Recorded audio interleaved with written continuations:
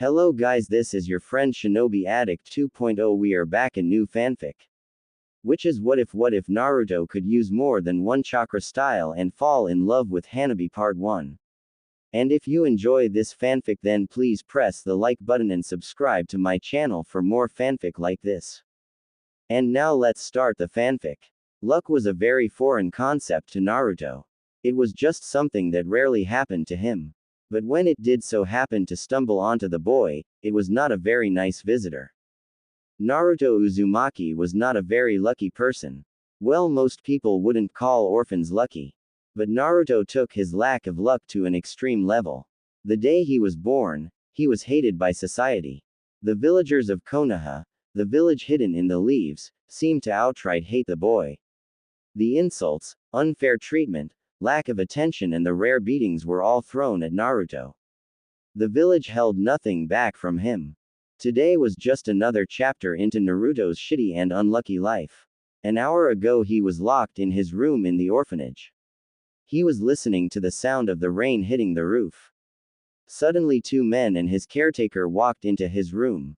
Naruto immediately noticed that the two men were carrying weapons. The caretaker turned to the two men and smiled. She then walked out of the door, locking it in the process. "Oh, I am so going to enjoy this," one of the men said. Naruto started to slowly crawl back as the men started to walk towards him. Naruto's eyes widened as he felt his back impact against the wall. He looked up and saw the two men staring at him with a predatory look in their eyes. Tears started to pool into Naruto's as he tried to stop the unavoidable. Please don't hurt me," Naruto whimpered pathetically. One of the men sneered and came across Naruto's face with his club. Naruto slammed into the wall roughly and slid to the ground with a groan. Naruto could tell that the man had broken his jaw, gave him a black eye, and he could feel the massive amount of blood pooling into his mouth. This did not worth Naruto as he felt the usual rush of chakra go to his cheek and immediately felt his wounds start to heal. Naruto looked up in fear as the two men descended on him. They proceeded to beat him violently. At one point the caretaker came to check on the two men. The other orphans quietly followed her, wondering why she was up so late at night. They watched in fascination as the adults continued to beat on Naruto. Naruto managed to lock eyes with each of the orphans. He began to plead and beg them for their help, but none of them attempted to help him. After about a half of hour, the adults stopped beating on Naruto. They then roughly grabbed him and threw him into the streets. And even worse for Naruto, it was a stormy night. Naruto got up as the door slammed behind him loudly. He hissed in pain and started to limp off into the streets. The storm had managed to shut down all of Konoha. No shop or stand was open. Naruto was left deserted in the streets. After several minutes of painful walking, Naruto had managed to walk into the village's center. To his left stood the Hokage Tower. There worked the Hokage, the strongest ninja in the village, Hiruzen Sarutobi. The Hokage was probably the only one in the village that showed even an inkling of love towards Naruto. The Hokage tried his best to support Naruto while trying not to look biased towards him. Unfortunately, he was not able to do much. It only got Naruto a couple trips to the ramen stand. But that was not enough to compensate for the treatment of the villagers. All around him stood the shops and stands of the people who hated him. The ones that tortured and abused him. They all surrounded him. Naruto was not a very lucky person indeed. Now statistically the chances of ever getting struck by lightning in anybody's life is 1 in 5,000. The chance of getting struck by lightning in a year is 1 in 700,000. Now the chance of ever getting struck in any living moment is 1 in 8,987,657. Now it would take a very unlucky person to get struck by lightning ever.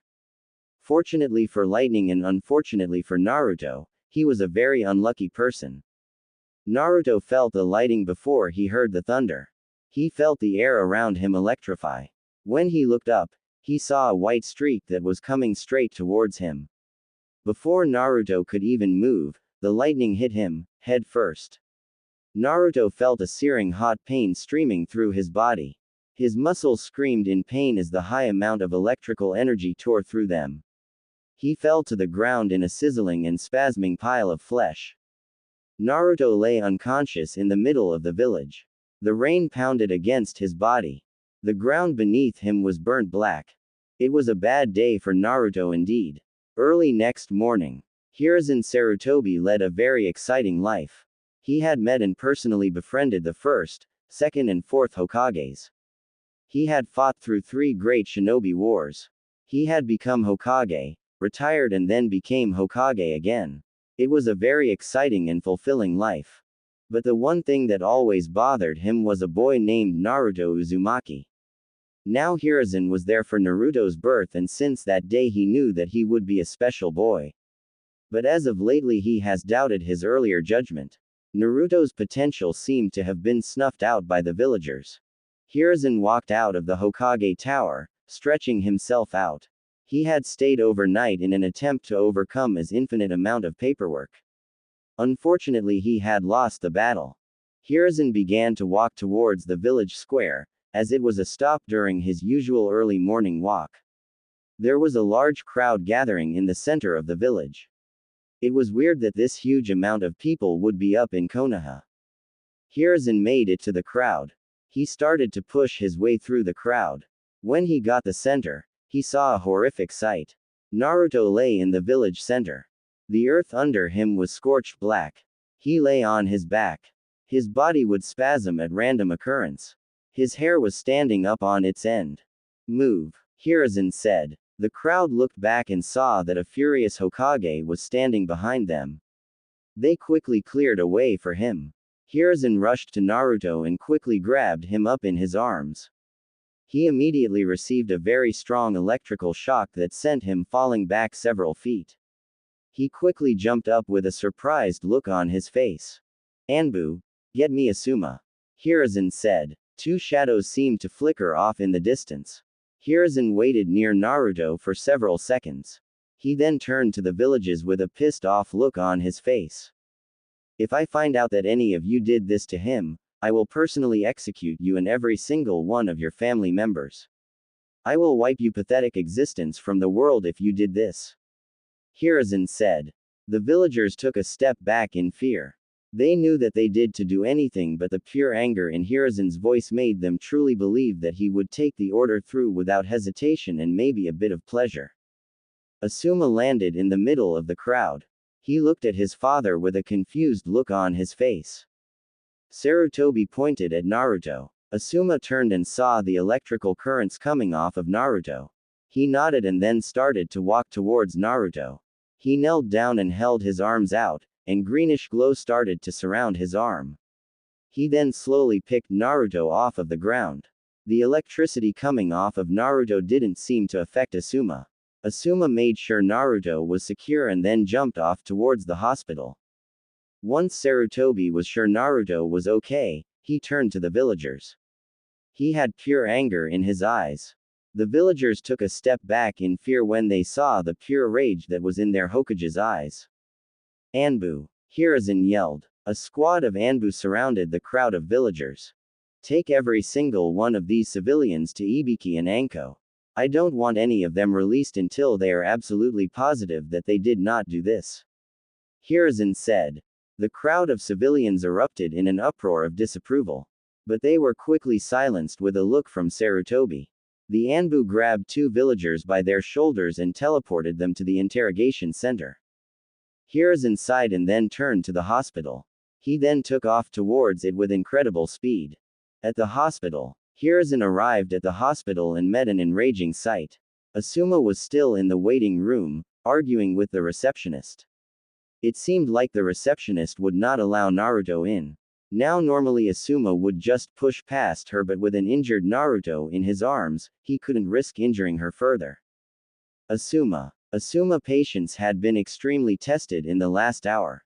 First his father calls him during his vacation. He then finds out that Naruto had been extremely injured by an attack by the villagers. Asuma sprinted at full speed towards the hospital while trying not to jostle Naruto. When he arrived, he thought the worst part was over. Unfortunately he was wrong. This bitch of a receptionist would not allow him in with Naruto. It seems like they wouldn't heal the demon in this hospital. So for the 15 minutes, he had been arguing with her to let Naruto in. He didn't want to attack her in fear that if he left Naruto unattended, something would happen to him. Asuma was continuing to argue with the receptionist. Suddenly a blur shot past him and the receptionist suddenly disappeared. Asuma looked towards the direction that the blur shot to. He was surprised to see that his father was actually the unknown blur. Hiruzen had the receptionist pinned to the wall. His hands were enclosed around her throat. He turned back to Asuma. Go on, take him to operating room 9. I will send my personal doctor to deal with him. For now I will deal with this woman. Hiruzen said. Asuma nodded and then shot down the hallway. Hiruzen turned back to the receptionist. Her hands were scratching at his hand. You dare to refuse the treatment of a civilian. This comes under treason. For that you must be executed. Hiruzen said. His grip started to increase and the receptionist's face started to change color. Hiruzen's grip still increased and the receptionist's resistance slowly became weaker. Suddenly a crack was heard in the waiting area. The receptionist fell to the ground with her head leaning at an awkward angle. Hiruzen stood above her with a furious look. He then turned and walked into the hospital's hallway, leaving a wait room full of terrified people. Outside of Operation Room 9. Hiruzen stood outside of Operation Room 9 with Asuma by his side. Asuma had dropped him into the room and Hiruzen's doctor had immediately appeared behind him. He had kicked Asuma out of the room and started to operate on Naruto. That had been 2 hours ago. Now Hiruzen and Asuma were waiting for the results. Hiruzen's doctor came out of the room. He had sweat coming down his forehead. He looked tired and worried. He looked towards Hiruzen with a sad look on his face. Well, Hajime, what's wrong with him? Hiruzen asked. Hajime led them into the room. They saw that Naruto was currently laid in a hospital bed. Sparks were flying off of his skin. Well, I can safely tell you that nobody in this world did this to Naruto. Hajime said. Hiruzen looked in confusion. Hajime started to explain. You see, Naruto's body seems to be overflowing with electrical energy. So much that it is actually producing sparks and giving them off. His body has literally been electrified.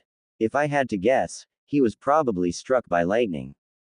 Hajime said. Hiruzen became even more shocked. He was struck by lightning. What did this do to his body? Is he going to be okay? Hiruzen asked. Hajime turned to Naruto. Normally when a person gets struck by lightning head-on, the heat would normally kill them instantly. Now if you were close to a lightning strike, the excess electricity that the lightning creates would enter your system and kill you then. And this happens if they are not directly hit. Naruto was hit head-on. This should have killed him instantly, but due to his occupant he managed to survive. The lightning entered his body and seemed to bound with his. The best example for him now is a living lightning bolt. Each one of his cells is electrically charged. His blood flow has sped up. And his nervous system, due to being receiving information via electrical charges, is now enhanced. The strangest part is his chakra though. The lightning seems to have bonded with his chakra. He will most definitely have a lightning nature. His chakra flow is extremely fast at this point. Hajime said. Hiruzen seemed to surprise at the news. So far, nothing seemed to be wrong with Naruto except for the physical damage. Also something strange has happened. Hajime said. Hajime reached for a scalpel and held it near Naruto. The scalpel seemed to shake and move towards Naruto. Hajime caught it before it could reach him. It seems like the excess lightning chakra has created a magnetic field around his body that attracts metal towards him. Hajime said. Hiruzen looked confused. To him all of this sounded like good news except for the magnetic field. So why was Hajime sad? Unfortunately the lightning also had some effects on his brain. The brain was overcharged with electrical energy, so it basically just stopped working. He is in a coma. Hajime said. Hiruzen looked in fear when he heard this news. His successor's son was now possibly brain dead. Is there anything we can do?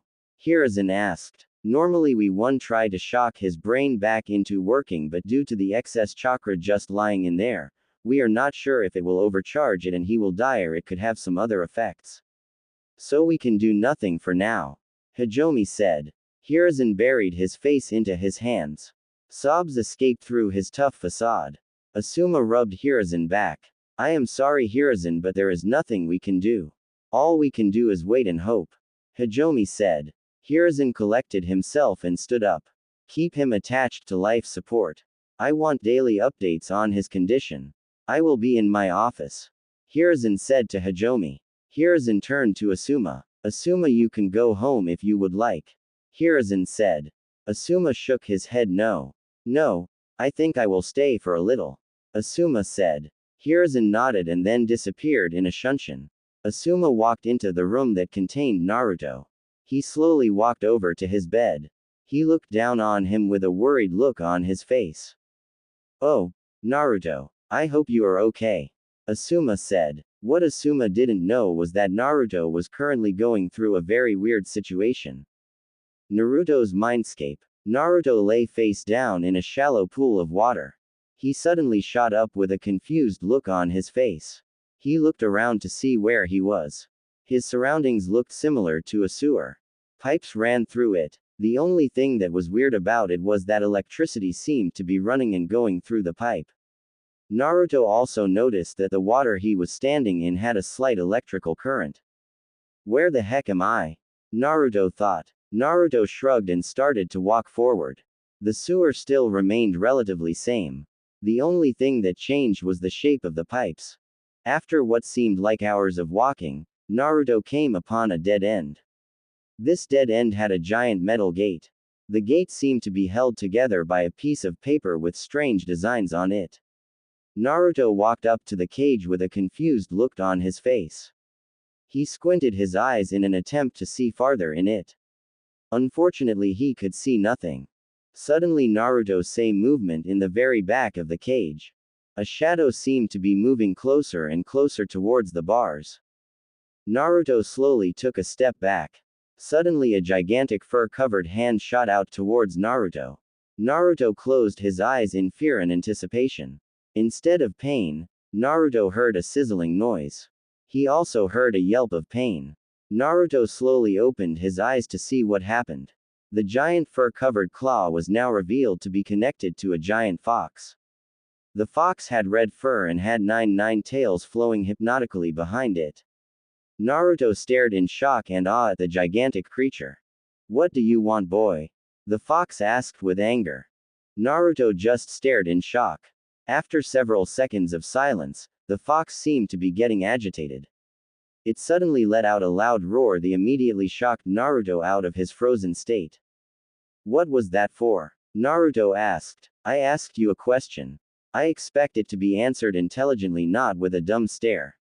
The fox said. Naruto huffed in anger at the light insult. He then looked up at the fox with amazement in his eyes. Who are you? Naruto said. The fox seemed to contemplate whether or not it should answer. In the end, it decided it would. I am the Almight Kyuubi, leader and most powerful of the tailed beast. Kyuubi said. Naruto looked Kyuubi with confusion still masking his face. What are the tailed beasts? Naruto asked. The tailed beast are beasts made completely of chakra. We terrorize and destroy the world. We are feared by everyone. Kyuubi said. Naruto nodded his head in understatement. He then started to look around the sewer. Where are we and why didn't you attack me? Naruto said. Kyuubi sighed in frustration. It really didn't feel like answering all these questions. But it decided to humor the boy. This is your mindscape, boy. It is a representation of your sanity and your happy place. Unfortunately, it is not so happy. And the reason I cannot attack you because of that infuriating lightning strike. Kyuubi said. Naruto understood everything up till the lightning strike. What lightning strike are you talking about? Naruto asked. You remember that bright light you saw before you fainted? Kurama said. Naruto nodded. Well, that was lightning. Due to my chakra running through you, you managed to survive the lightning strike. But the lightning had some effects on your body. That is why the water is electrified. Your body has electricity running all throughout it. Kyuubi said. Naruto looked in amazement at the new news. Unfortunately, you are in a coma right now, so it really doesn't matter what powers you have gained from it. Kyuubi said. Naruto's face suddenly dropped. He knew what a coma is because he had almost been put in one during one of his harsher beating. This was very bad news for him. Naruto then looked up at Kyuubi. One last question. Why are you here? The history books said that you were killed by the fourth Hokage. Naruto said. The Kyuubi sighed and sat down. Its tails were still moving hypnotically behind it. Your fourth Hokage didn't kill me. Nobody can kill a tailed beast. He actually sealed me inside of you. This is why the villagers hate you. Kyuubi said. Naruto looked in shock at the news. Why, you are the reason why everybody hates me? Naruto asked. Kyuubi let out a small laugh. Yes, I am, and I really don't give a fuck about it. It is not my fault that your stupid Hokage forget that containers are hated. Don't blame me, blame your Hokage. Kyuubi said. Naruto still looked in shock at the news. Now he knew why they hated him. Now he knew why they called him demon. Now he knew why he wasn't loved. It was all because of a stupid fox. Didn't I just tell you, Tad, it wasn't my fault? Now I know you really are stupid. Kyuubi. Naruto grew angry at Kyuubi's words. Well, fuck you. I will never allow you to escape this cage, you overgrown flea bag. Naruto said. Naruto felt a rush of wind blow past him as Kyuubi tried to attack. Once Kyuubi's claw got close, an arch of lightning came from the ceiling and shocked Kyuubi. He let out a low growl before slinking back into his cage. One day, boy, I will escape, and when that day comes, my claws shall taste the precious blood that remains in your defeated body. Kyuubi said. Naruto stuck his middle finger up and looked Kyuubi in the eyes. You will never escape. I'll train and become so powerful that you will have no choice but to submit to me.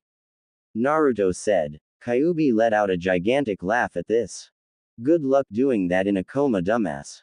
Kyuubi said. Naruto's attitude immediately deflated as that fact was once again thrust into his face. He sat down across from Kyuubi as he realized he could do nothing. All he could do was wait. 2 months later. It had been 2 months since Naruto had been sent in a coma. Things had changed extremely for Konoha. Hiruzen would let nobody except for him, Asuma and Hajime enter the room. He also made them swear to secrecy. The villagers thought that Naruto was dead and had celebrated 2 weeks into Naruto's coma. Hiruzen had immediately tried to stop the parties. Unfortunately, he could not barge into other people's houses and stop them from celebrating. The sounds of cheering and celebration haunted Hiruzen for weeks. In the hospital, nothing had really changed. Naruto was still hooked up to life support. His room was sealed off and only Hiruzen and Hajime were allowed in the room. Naruto lay motionless in his hospital bed. Of course, Hiruzen couldn't keep it completely quiet that Naruto was not dead. A small leak managed to get out to the public. Now, normally, most people would be happy if the person they hated were in a coma. Unfortunately for Naruto, Konoha civilians weren't normal. The villagers gathered together and started to charge the hospital. It was a quiet, dark night in Konoha. The village was calm. The lights were out, the children were sleeping, everything was fine. What is this? We find a large group seemingly sneaking through the village.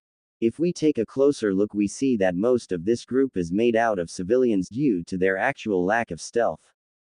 The civilians slowly stalked their way towards the hospital. Once they reached it, one of the figures in the crowd stalked forward. It reached inside of their pockets and pulled out a key and unlocked the door to the hospital. No alarm was set off. The crowd slowly filed into the hospital waiting room. When the person who had the key made sure that everybody was in, they locked the door behind them. The person with the key then started to lead them through the winding halls of the hospital. They stopped in front of a room with a large 9 above the door. Okay, he is in room 9.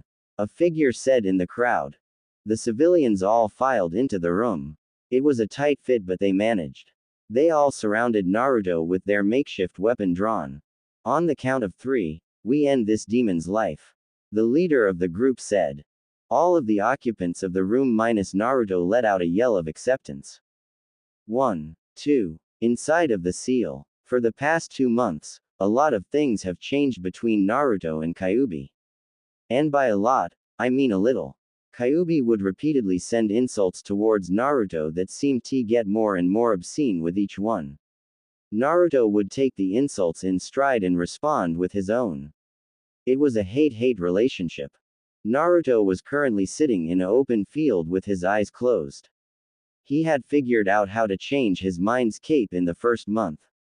He had changed it into a forest, reminiscent of the forest of death, but the sunlight managed to reach the floor. Unfortunately for Kyuubi, he decided not to let him get to much freedom. Kyuubi was attached to a gigantic tree that was larger than him. He had a very short leash that stopped him from doing anything.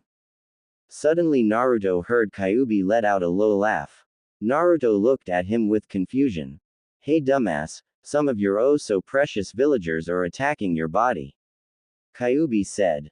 Naruto flinched in fear. What am I going to do? Naruto said. Kyuubi gave off a loud yawn before stretching lazily. Fuck if I care. Deal with it yourself. Kyuubi said before going further into his cage. Naruto sighed and started to rack his in an attempt to think of a way to escape his coma. Suddenly a kanji appeared in front of him. After struggling to decipher the kanji, due to his lack of education, finally managed to understand it. It said lightning. Naruto, not having any other options, hit the kanji and it disappeared in a spray of electricity. Outside in the real world. 3. The villager said. All of the villagers jumped at Naruto. But suddenly they heard a loud boom that froze them all in their tracks.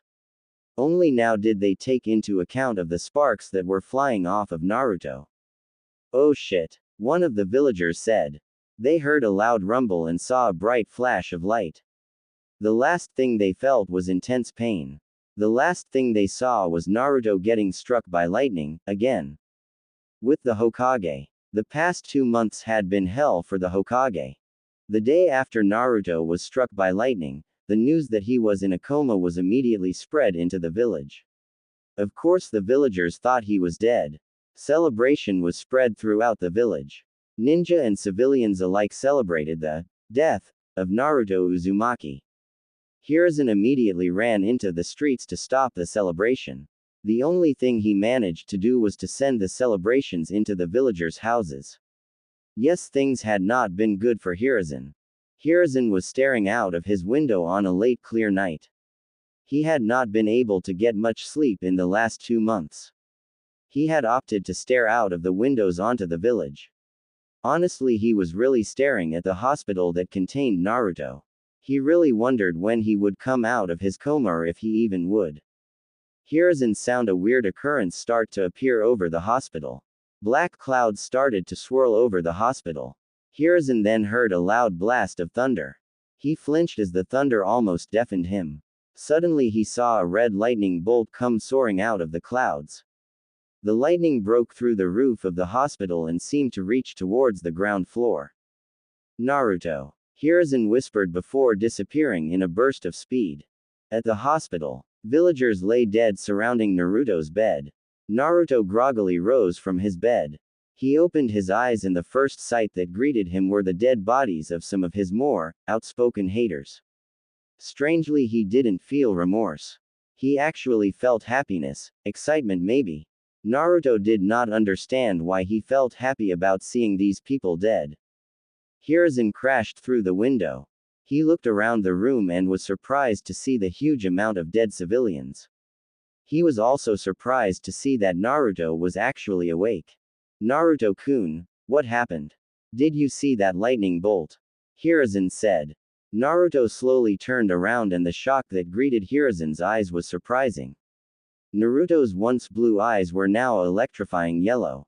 What's wrong, Oji-san? Naruto said. Nothing, Naruto-kun. Just go back to sleep. Hiruzen said. Just awoken from a coma, Naruto was actually still tired. So he happily agreed and laid back to sleep. Hiruzen silently signaled his Anbu and picked up the dead bodies around Naruto. They noticed that parts of their bodies were melted. They were confused on what killed them, but regardless picked up the bodies and took them away. In Naruto's mindscape, Naruto reawakened inside of his mindscape. He saw the Kyuubi was still sitting there patiently for him. Surprised to see that you aren't dead yet, Kyuubi said. Naruto stuck his tongue out and then stretched. He laid his body against the soft ground and promptly fell to sleep. Kyuubi stared at Naruto with malice in his eyes. Your ignorance shall be my freedom, Kyuubi said. The next morning, Naruto woke up the next morning. He lazily stretched his muscles and jumped out of bed. He rushed out of his door and immediately slammed into a nurse. The nurse started to apologize, but then she saw whom she was actually apologizing to. Hey boy, get back into your room, the nurse said. Naruto stuck out his tongue and sped away. The nurse noticed that Naruto was actually faster than most kids his age, ninja or not, should be. Naruto sped through the villagers, running in between adults' legs and zigzagging through the crowds.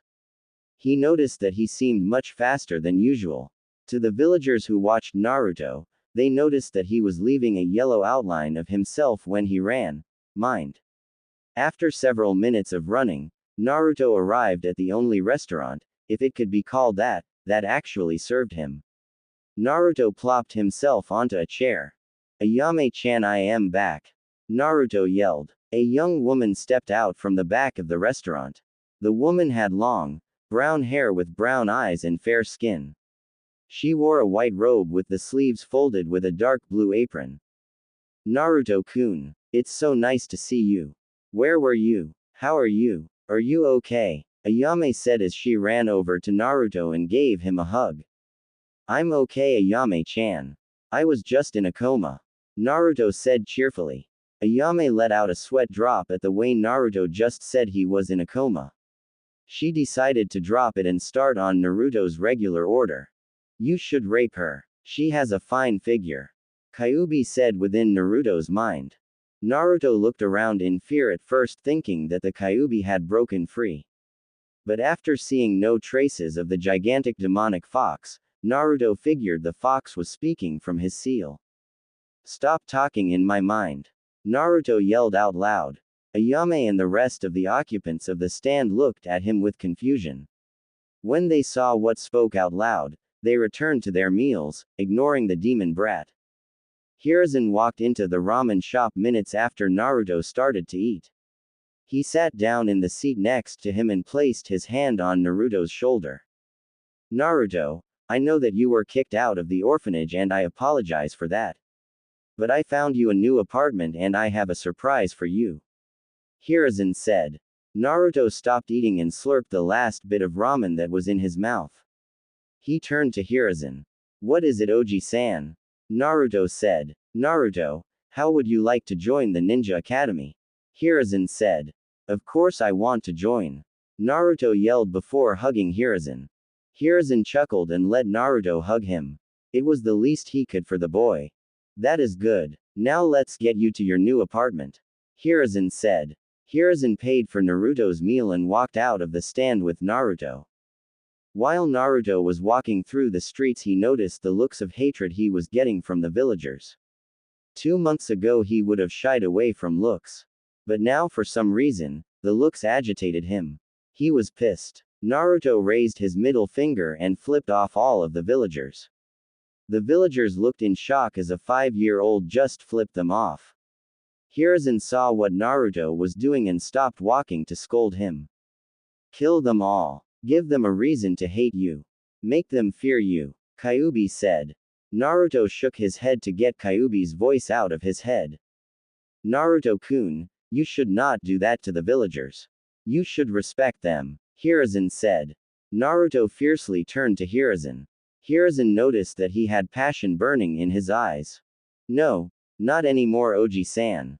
I am tired of dealing with their bullshit. I am not going to lie down and take it anymore.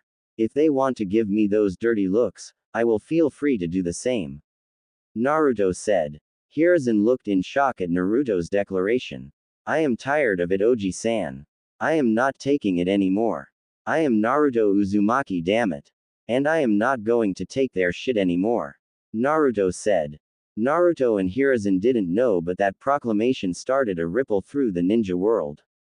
That proclamation had sent the ninja world. The boy struck by lightning was about to be introduced onto the ninja world. It had been 3 weeks since Naruto had awakened from his coma. After his outburst with Hiruzen, Hiruzen had taken him to his new apartment. The apartment wasn't anything too special, but it was perfect for Naruto. It had a small kitchen with a single bedroom. It had plenty of closet space with a living room that was big enough to fit a TV and a couch. Naruto immediately fell in love with the apartment. It was stocked fully with food and bookshelves that contained books concerning first-year academy education. Naruto was now outside facing a tree with a determined look on his face. You see, most 5-year kids spend their time playing with their friends or their toys. But Naruto was different. He had been pushed around too much in his opinions. So he drove himself into training. The first thing he realized was that his chakra control was shit. It took him almost 3 full weeks to get the leaf exercise together.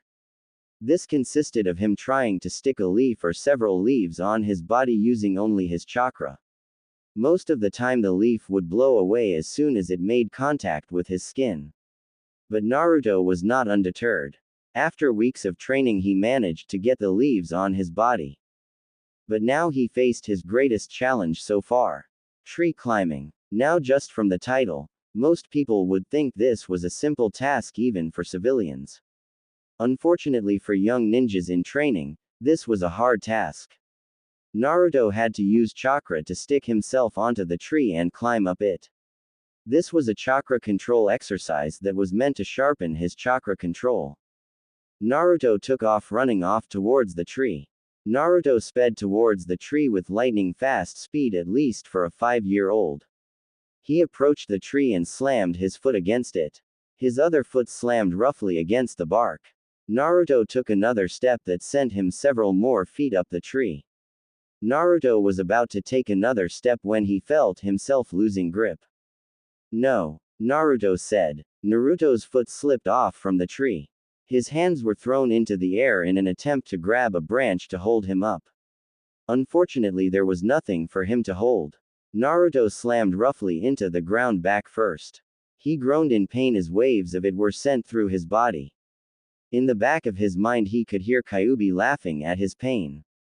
"Oh, you shut up, you stupid fox," Naruto said. This only made Kyuubi laugh even more.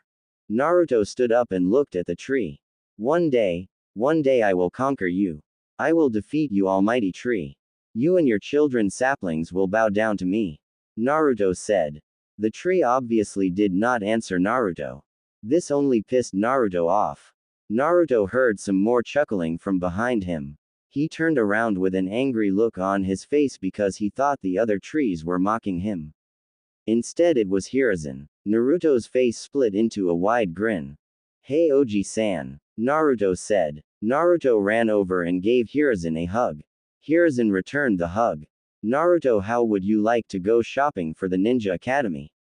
Hiruzen asked. Naruto let out choruses of yeses. Hiruzen laughed. "Okay, get yourself washed up and meet me outside of the apartment," Hiruzen said. Naruto yelled and ran into the house. 5 minutes later, Naruto bounded out of the house with shorts and a t-shirt on. His smile was beaming because he was excited to get some new things. Naruto ran up to Hiruzen and started to drag him through the village. Halfway through, Hiruzen flipped the positions and dragged Naruto to a weapons store. The weapons store was named Yamashita's Weapons. Naruto and Hiruzen walked through the doors of the store. The door had a bell connected to it and it rang. The shoppers in the store all looked towards the newcomers. Their smiles grew when they saw Hiruzen but immediately fell when they saw Naruto. Hiruzen frowned and led Naruto through the store. Naruto marveled at the variety of weapons in the store. He completely ignored the looks from the other shoppers. Naruto ran from wall to wall in an attempt to soak up all of the weapons he could. He saw claws, gauntlet, swords, shurikens, kunai, branch sword, axes, arrows, bows and seals.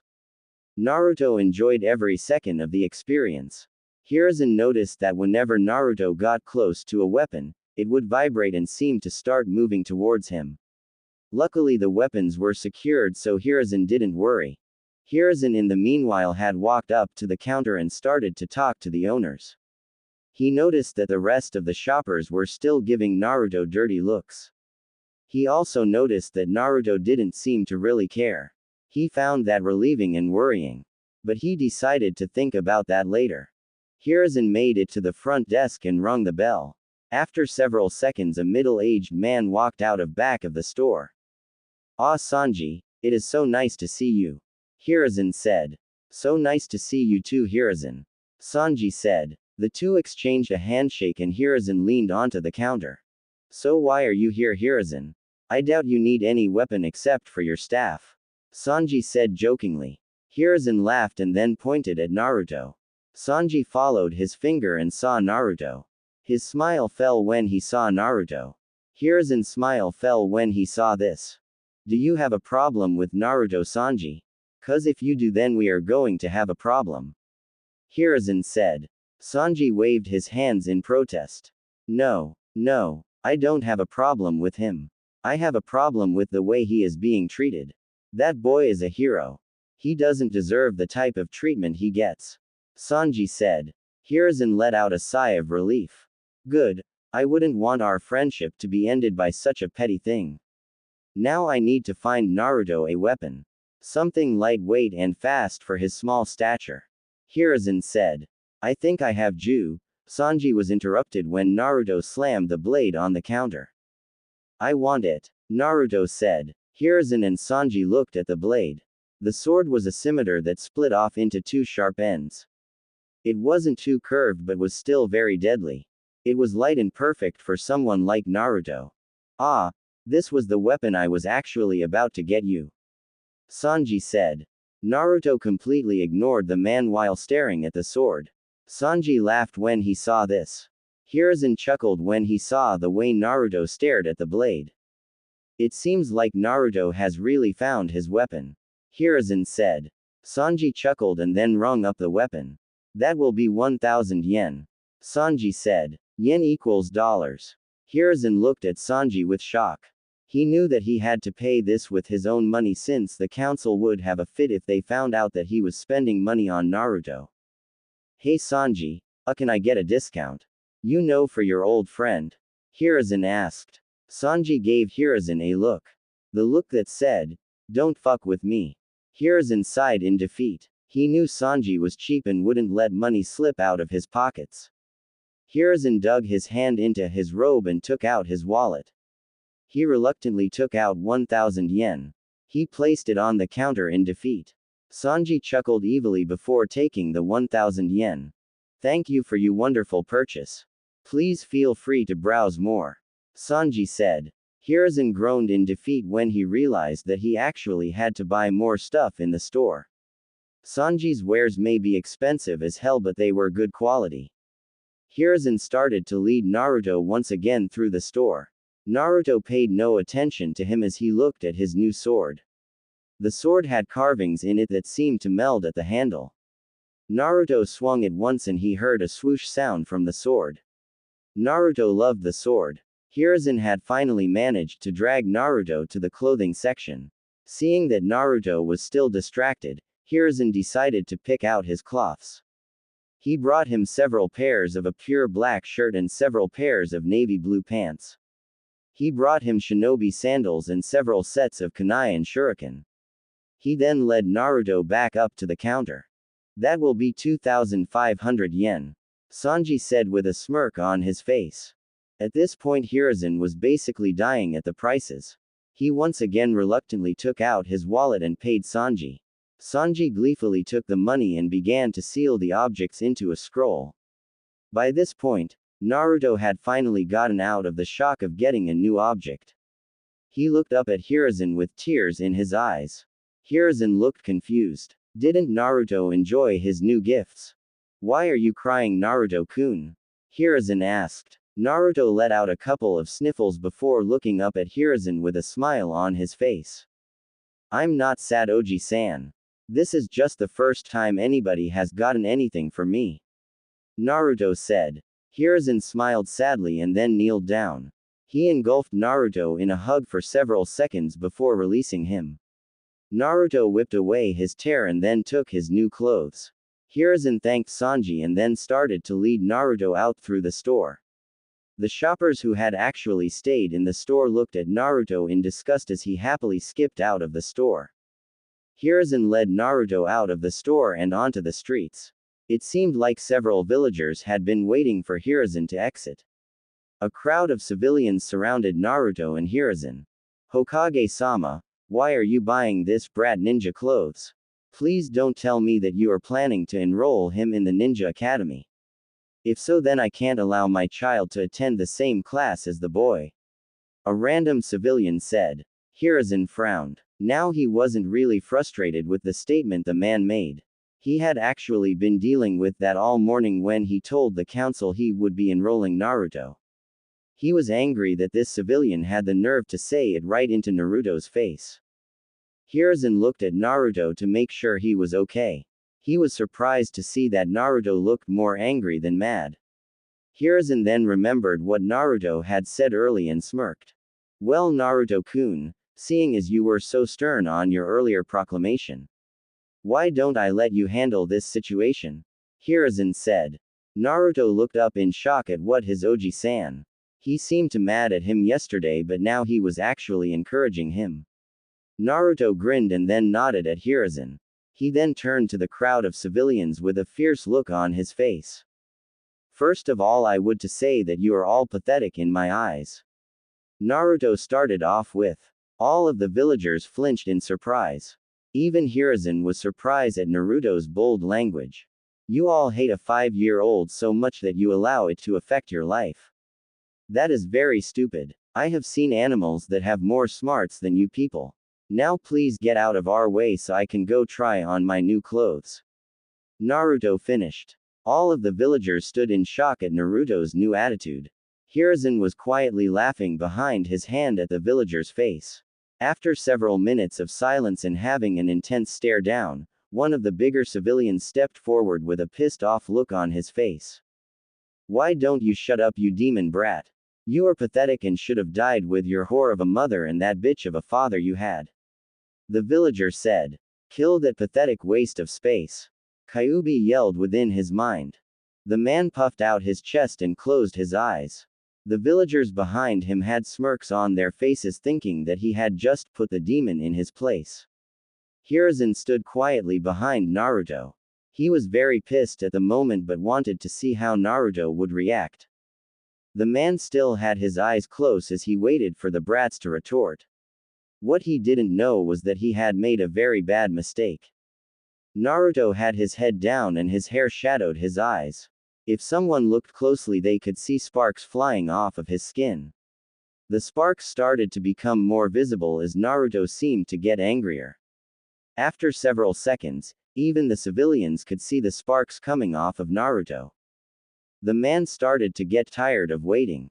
It seems like the brat isn't as too. The man wasn't able to finish as he saw Naruto speeding towards him. Naruto reached the man and buried his whole fist into the man's stomach. Naruto was so fast that the Anbu that were watching the situation lost track of him until he stopped moving. Naruto's punch was so powerful that it lifted the man off his feet. While the man was in midair, Naruto twisted his body. He moved his fist back down to the ground and man followed him. The man roughly slammed into the ground with a solid thud. Naruto retracted his fist and looked at the man. The man was groaning in pain, but he would also twitch at random occurrences. Don't you ever, and I mean ever, talk about my parents. I want you to tell this to all of your friends that seem to hold a grudge against me. I am not taking it anymore. From now on I am going to protect myself. Naruto said before sliding back next to Hiruzen. Humph. It's not killing, but it's good enough, for now. Kyuubi said. Hiruzen stood in shock at Naruto's speed and power. A 5-year-old had managed to lift a grown man off of his feet. He was also surprised at the sparks that seemed to be coming off of Naruto. It seemed like whatever effects Naruto got from the lightning, it was permanent. Good job Naruto-kun, Hiruzen said while ruffling Naruto's hair. Hiruzen smiled and then turned to the group of civilians. As for you guy, I honestly don't care whether or not your bigotry will not allow your children to join Naruto in learning the ninja arts. Hiruzen said. Hiruzen then turned to the down man. And as for you, I will not be arresting you today. I think the aspect of you getting your beat by a 5-year-old is punishment enough for a man like you. Hiruzen said with a smirk on his face. The man let out a groan of pain and completely ignored Hiruzen. Hiruzen stood up and then looked at Naruto. Well, why don't we go home Naruto-kun?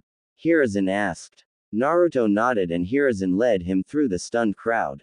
The villagers who were watching from a distance still threw Naruto looks of anger and disgust. But now Naruto would respond with his own looks or a middle finger.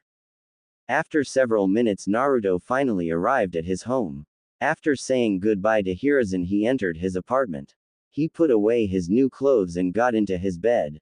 It was a little early for him to go to sleep but he was tired. Naruto fell asleep with a smile on his face. Naruto's mindscape. Naruto opened his eyes to see himself back in his mindscape. He saw Kyuubi lazily sitting in his cage. When Kyuubi saw Naruto, he let out a low growl. What the hell do you want, you damn brat? Kyuubi said. Why can't we just be friends Kyuubi-san? Naruto asked innocently. Kyuubi's claw came flying out of the cage and at Naruto. But once again an arch of lightning stopped it. It's because I want to kill you idiot. I am the Nine-Tails Fox, a being made completely of chakra and hatred. I don't want to be your friend. The only reason I am even conversing with you is because I can't kill you. As soon as I escape I shall feast upon your bones and quench my thirst with your blood. Kyuubi yelled. Naruto, seeing that the Kyuubi wouldn't change, became mad. Well fine. You can sit here and rot in this cage. You'll never get out. Naruto yelled. Kyuubi chuckled and sat down on its 4 legs. Even if I don't escape boy, I will make your life yell. You can never escape me boy. We are sealed and for as long as that remains true, I will make sure to torture you. Now get out of my presence. Kyuubi said before realizing a powerful roar. The roar blasted Naruto back into the darkness that seemed to inhabit his mind and out of his mindscape. Real world. Naruto shot out of his bed with sweat covering his body. After collecting himself, Naruto started his day. He put on a pair of his new clothes and ran straight outside to his dreaded enemy the tree. He took a running start and put his foot onto the tree. He continued to slowly climb up the tree, 1 foot at a time. After several seconds he finally made it to the top. He began to cheer in excitement. Unfortunately, he lost his concentration and fell back to the ground. He slammed back first into the ground. He groaned in pain and anger. Naruto jumped back up and attempted to walk up the tree again. This time he was successful and he was able to walk back down. Naruto continued this for half an hour. After that he was satisfied that he had gotten down tree climbing. It was also at that exact moment that Hiruzen came into Naruto's backyard. Hey Naruto-kun. It's good to see you practicing your ninja techniques. Hiruzen said. Naruto turned around in surprise and smiled when he saw that his Oji-san was there. Thank you Oji-san. I want to be the best ninja in Konoha. I need to practice. Naruto said. Hiruzen chuckled at Naruto's enthusiasm. That's good to know Naruto-kun. I just wanted to tell you that the Ninja Academy starts in 2 weeks. Hiruzen said. Naruto nodded. Once Hiruzen made sure he was okay, he shunshined away leaving Naruto to his thought. I am going to need to step up my training. Naruto thought. Well, trial and error hasn't failed me yet. Naruto said before diving back into his training with more vigor. 1 week and 6 days later. Naruto had gone through some rigorous training. He would force himself to go through different exercises such as push-ups, sit-ups, pull-ups, chin-ups. After finishing his physical exercises, he would then go into his house and read up on his books. Although Naruto hated reading, he knew that he had to learn, in order to do well at the academy. That had been Naruto's schedule for the past 2 weeks. But tonight was the night before his first day of the Ninja Academy. Naruto decided to rest his body and mind. Naruto had set his clothes out and decided to go to sleep. Kyuubi also decided to let him get a full sleep so he didn't bring him into the mindscape. Unfortunately, tonight was not the right night for that. Outside of Naruto's apartment, a small group of civilians and low-level ninja had gathered outside of Naruto's apartment. Now this is the last chance for us to stop that demon from joining our children in that academy. I don't know about you guys, but I will not allow my daughter to stay in the same class as the demon. A man said. Once we got a closer look, we realized it was the same man that Naruto had attacked in the street. The small crowd of villagers let out a quiet yell of agreement. Once the man made sure that everybody was ready, he quietly snuck up to the apartment door. He kicked it open and the small crowd gathered into Naruto's living room. After several seconds of searching, they managed to find Naruto's bedroom. They all gathered in it and prepared to attack him. In Naruto's dream, Naruto was currently having a very pleasant dream. He was swimming in a pool of ramen. He had Ayame, the nice blonde lady that took him to the hospital once, and the nice lady with the purple hair that took care of him once, serving him ramen naked. Guess the 2 characters.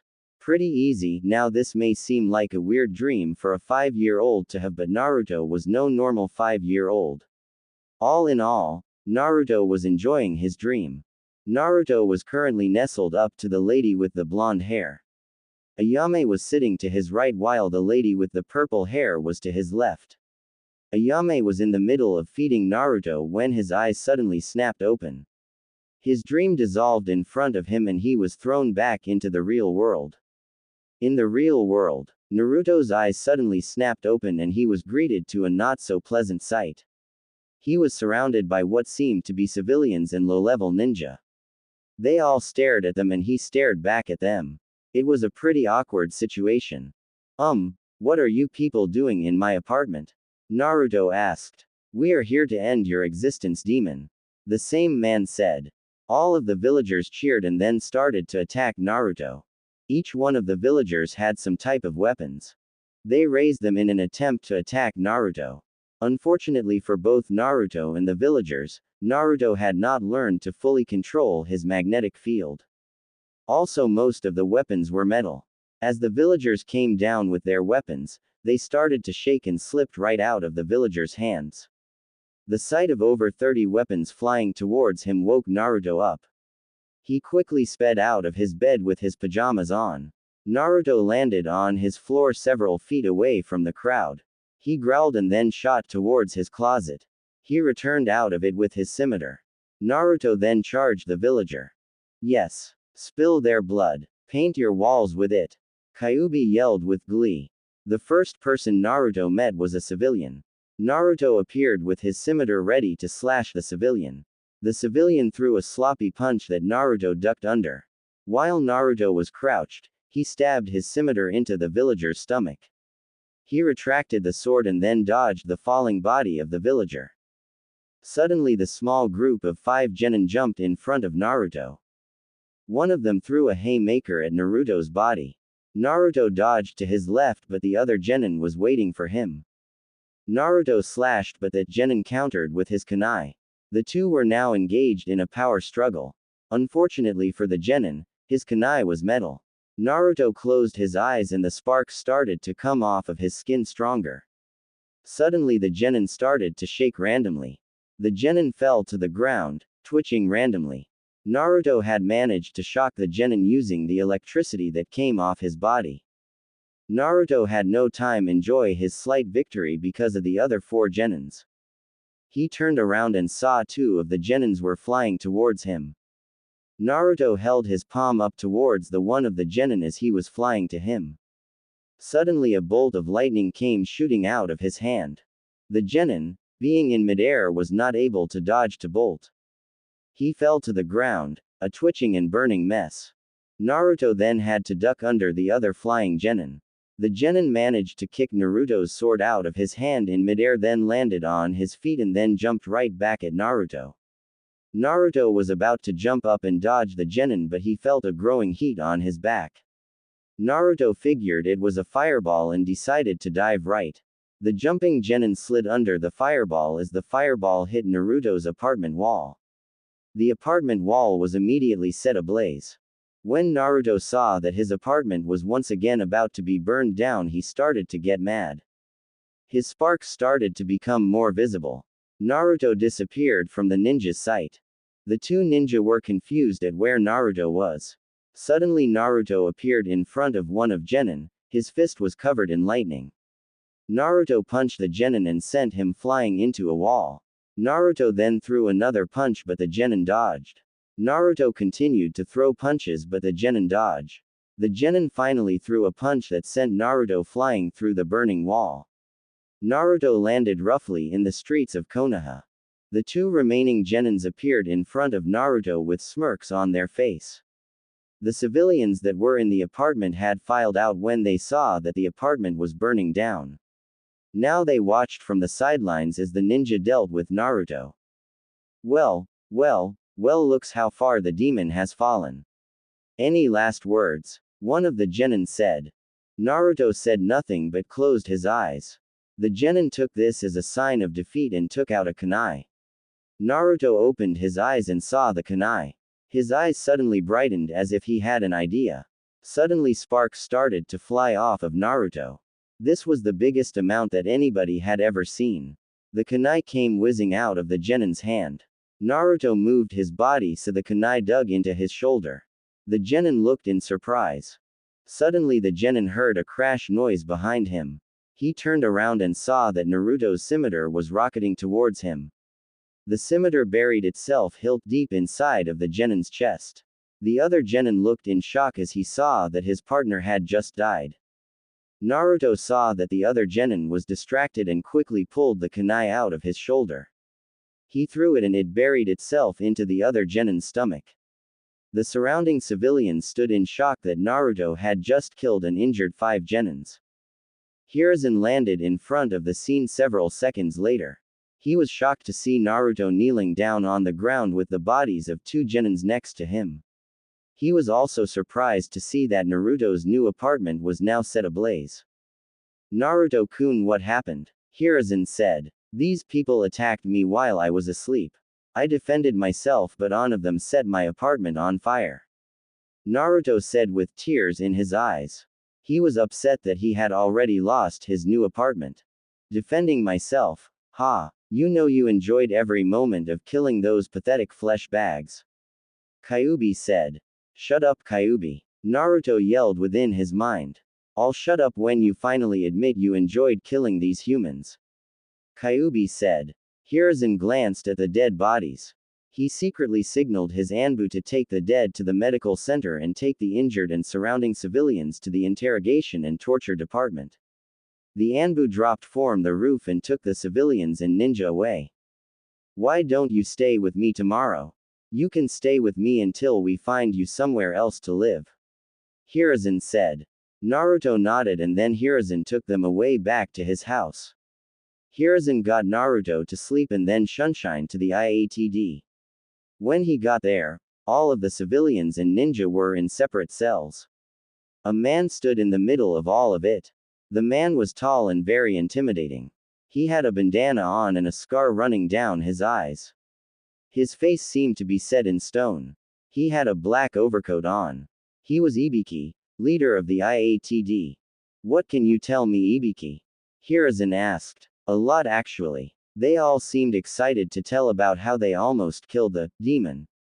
The man Naruto embarrassed weeks ago seemed to put together the group. They waited till tonight and attacked. Their reason was because they didn't want Naruto learning the ninja arts. The genin did most of the work. Naruto killed each of the dead ninja and civilians. Ibiki said. Hiruzen nodded. Execute them all. Hiruzen said. Ibiki raised his eyebrow at this but nonetheless gave the order. Suddenly black gas filled the room. Screams could be heard coming from the cells. After about 20 seconds the screams stopped.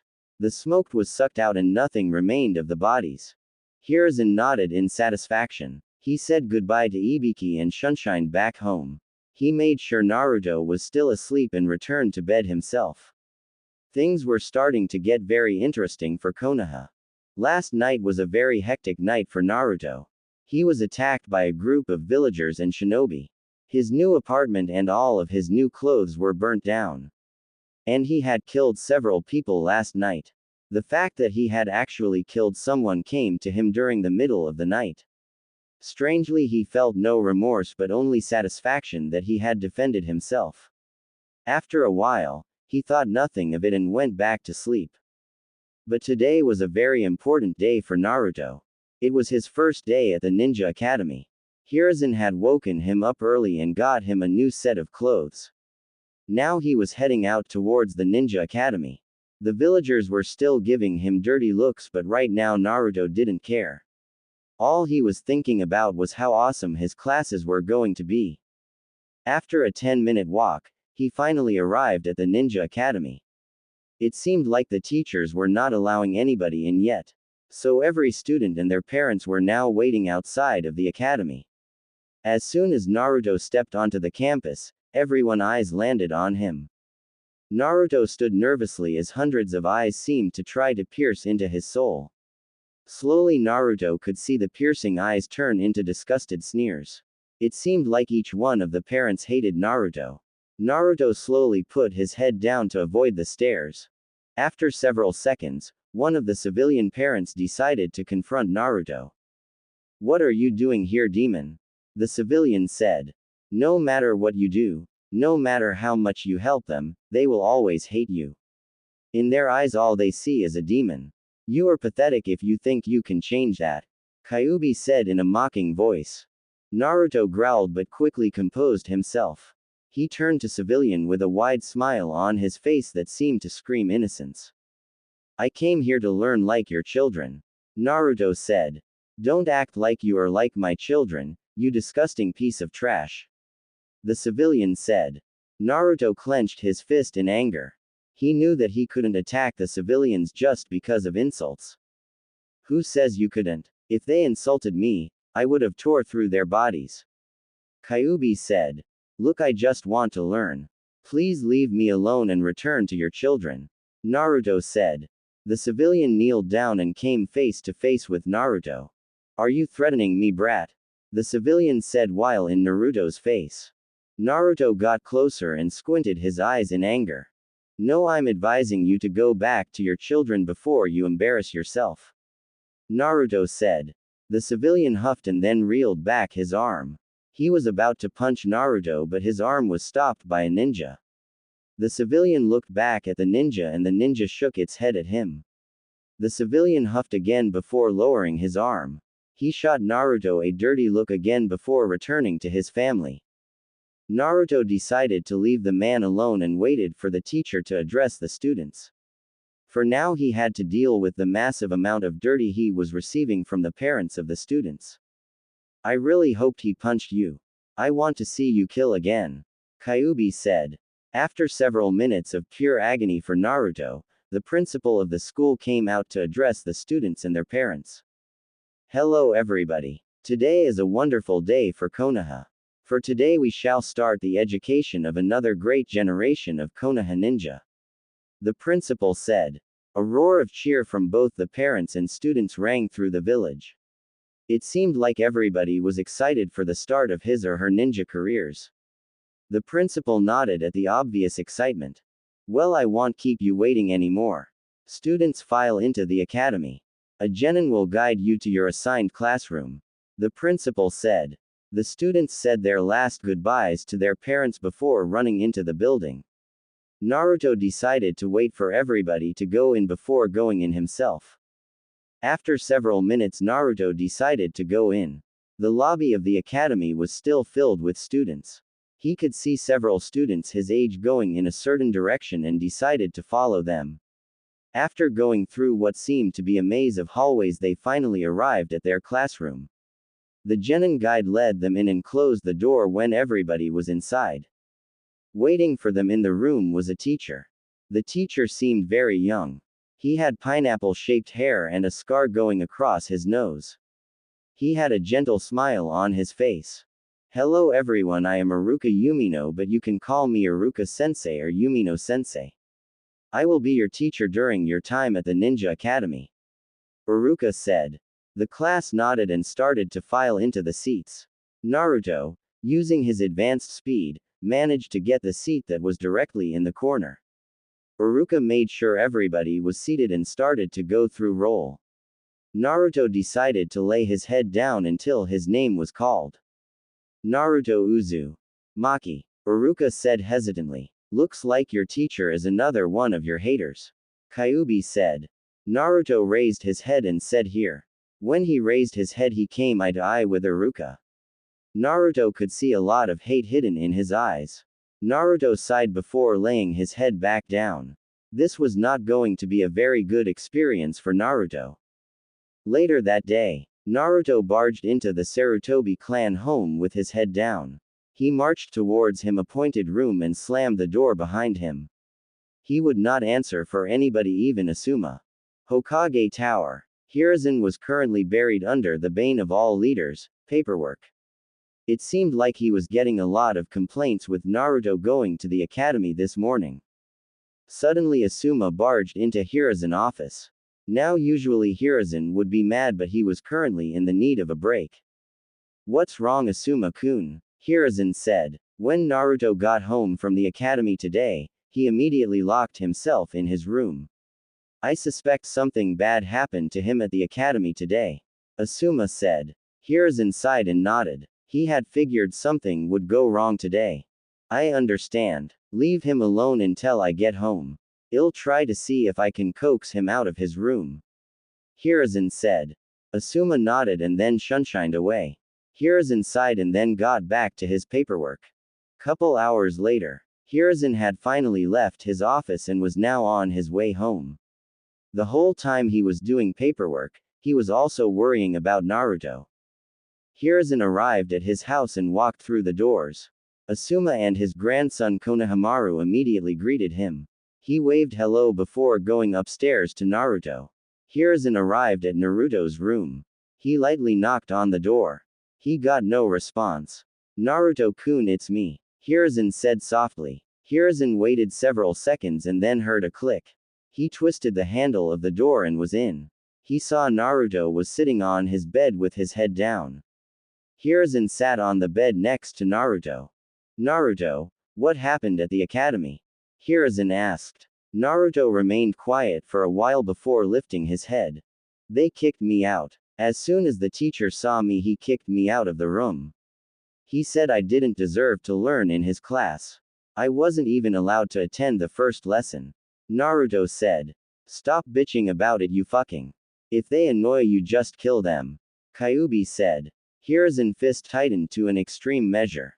He had assigned Iruka to teach Naruto because he thought he was able to get over his hatred for him. Obviously that did not happen. It's okay, Naruto-kun. Your teacher was just acting stupid. I promise it won't happen again. Hiruzen said. You say that, but it will happen. These villagers hate me. One day the villagers will push me to Gar and then. Naruto stopped talking as sparks started to fly off him rapidly. Hiruzen placed his hand onto Naruto's shoulder to calm him. After several seconds, Naruto calmed down. Naruto-kun, I will personally deal with your new teacher. I guarantee you that you will no longer get treated like that in the academy again. Hiruzen said. Naruto looked up at Hiruzen's eyes. He saw the honesty and truth in his eyes. Naruto nodded. When Hiruzen saw that Naruto was now okay, he smiled. Good, now go asleep. Imagine that tomorrow is your first day at the academy. Hiruzen said. Naruto jumped back into his bed and quickly fell asleep. Hopefully tomorrow was better for him. Hiruzen left the room and went to his at-home office. He threw his hand up and two Anbu appeared in front of him. I want you to bring me Iruka Yumino immediately. I don't care if he is asleep or having. I want him here now. Hiruzen said, yelled with barely contained anger. The two Anbu disappeared in a shunshin. After 5 minutes the two Anbu reappeared with Iruka in their grasp. He looked tired, confused and angry. Hokage-sama, why did you summon me this late at night?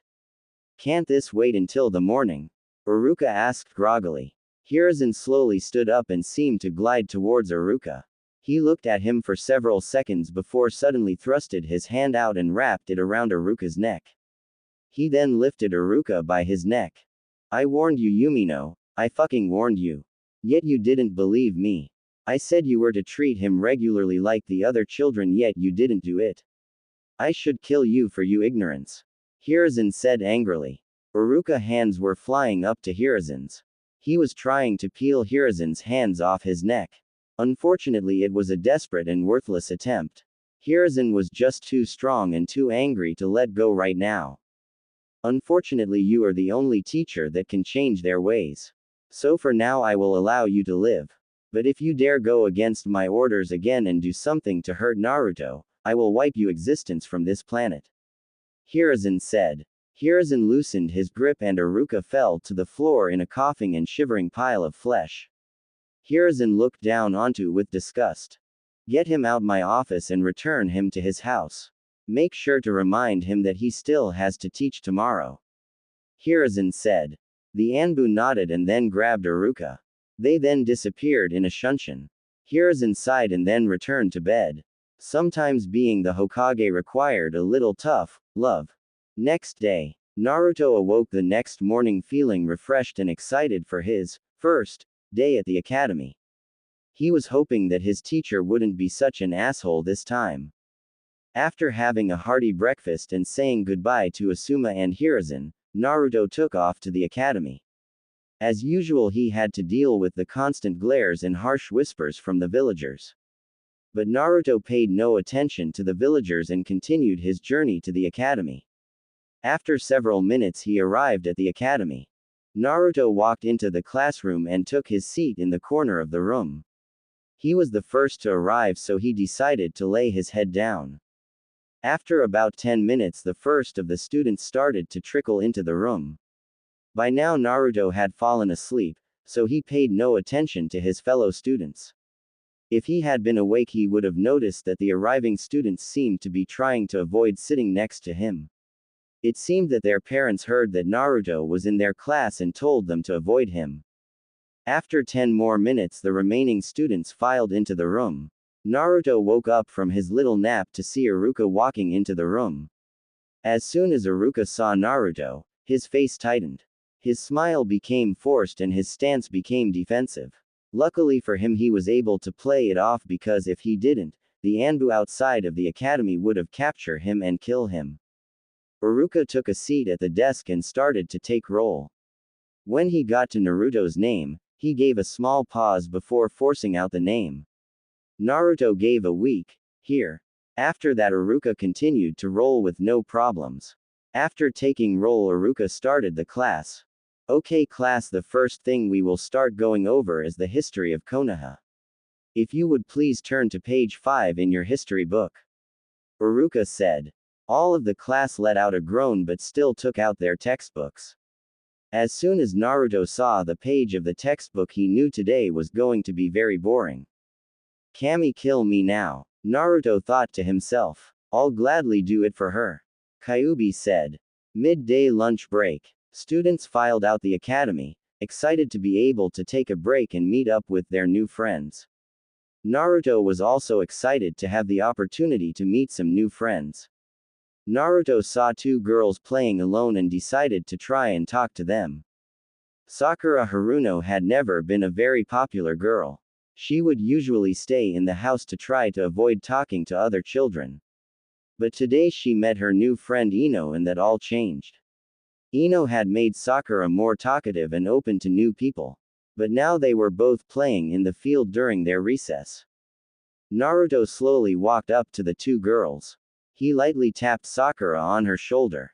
She turned around in surprise to see a blonde-haired boy standing behind her nervously. She smiled and waved at him. Hello, my name is Naruto Uzumaki. I was wondering if you wanted to play with me.